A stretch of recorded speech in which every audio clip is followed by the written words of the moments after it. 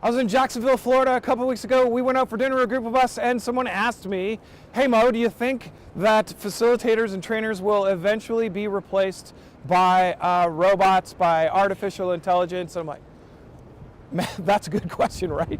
Questioning my very existence. But here's what I think about that question.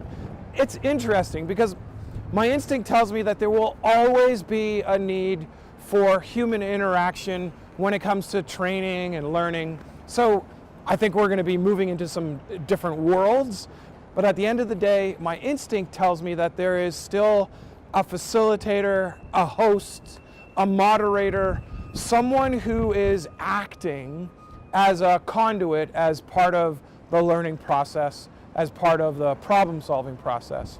So who knows where the future will take us, but it's pretty cool, right?